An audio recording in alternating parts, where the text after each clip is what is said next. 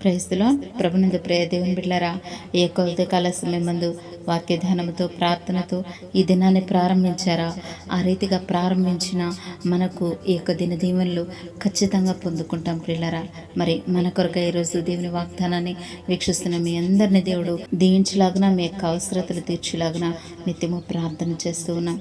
మరి ఏ కొద్ది కాల సమయం ముందు మనం పొందుకోబోతున్న వాగ్దానము లేఖన భాగం చదువుకుందాము. నిర్గమకాండము 23వ అధ్యాయము 20వ వాక్యము. నేను సిద్ధపరిచిన చోటుకు నిన్ను రప్పించుటకు ఒక దూతను నీకు ముందుగా పంపుచూ ఉన్నాను. ఆమేన్. దేవుని నామానికి మహిమ కలుగును గాక. ప్రభునందు ప్రియ దేవుని బిడ్డలారా, దేవాతి దేవుడు ఇజ్రాయేలులకు ఎప్పుడు కూడా గొప్ప గొప్ప వాగ్దానాలతో బలపరుస్తూ నడిపించారు పిల్లరా. ఆ వాగ్దానాలనే ఈ క్రొత్త నిబంధన యుగంలో మనకు కూడా ఇస్తూ బలపరుస్తూ ఉన్నారు. ఆయన ఎప్పుడు తన ప్రజలమైన మనకు ఆయన సన్నిధి మనకు తోడుగాను, ఆయన ఇచ్చు ఆశీర్వాదాలతోనూ కూడినటువంటి వాగ్దానములను మనకిస్తూ మనల్ని ఆదరిస్తూ ఉన్నారు ప్రియులారా. అయినప్పటికీ కూడా శ్రమ వచ్చినప్పుడు మనం కృంగిపోతూ ఉంటాం. ప్రియ దేవుని బిడ్డ, ఆ రీతిగా కృంగిపోతూ ఉన్నావు గనుకనే ఈరోజు గొప్ప వాగ్దానం నీకిస్తూ ఆ వాగ్దానంను గుర్తు చేస్తూ ఉన్నారు ప్రియులారా. గమనించండి, ఈ యొక్క వాగ్దానంలో కనిపిస్తున్న దూత సృష్టించబడిన దూత కాదు గాని తండ్రి నా కొరకు పంపించబడినటువంటి యేసుక్రీస్తు వారి ప్రియులారా. ఒక సామాన్యమైన దూత మన పాపములు క్షమించే అధికారం ఎంత మాత్రమో లేదు ప్రియులారా. నిస్సందేహంగా యేసుక్రీస్తు ప్రభువారు మన పాపములు క్షమించి మనకు ముందుగా ఆయన ఉన్నారు. ఆమేన్. ఆనాడు ఇజ్రాయేలీయులు తండ్రి చేత విమోచింపబడ్డారు. ఈనాడు మనము ఆ విమోచనకు సాదృశ్యంగా గొర్రెపిల్ల రక్తం క్రిందకి చేర్చబడి విమోచింపబడ్డాం ప్రియులారా.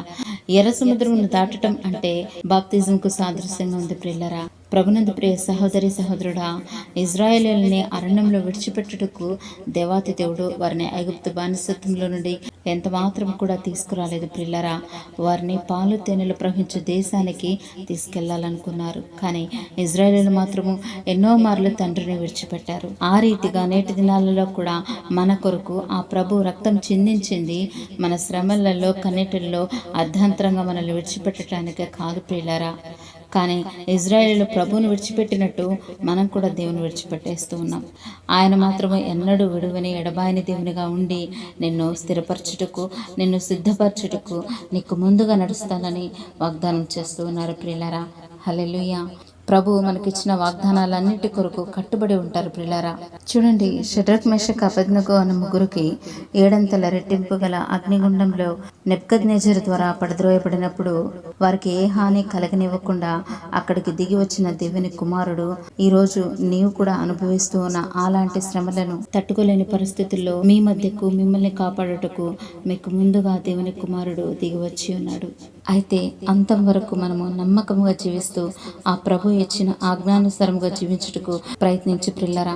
మన బలహీనతలు ఎరిగిన దేవుడు మనల్ని ముందుకు నడిపిస్తారు, మనకు సహాయం చేస్తారు. ఎంత ప్రేమగల దేవుణ్ణి మనం కలిగి ఉన్నాం గనుక ప్రభునందు ప్రేనేస్తమా, మన పౌరస్థితి ఇది కాదు కానీ పరలోకంలో ఉంది గనుక ఆ గురి ఎద్దకు ఓపికతో పరిగెత్తుటకు ప్రయాసపడదాం. ఈ వాగ్దాన ఫలం ఖచ్చితంగా మనం పొందుకుందాం. Amen. God bless you all.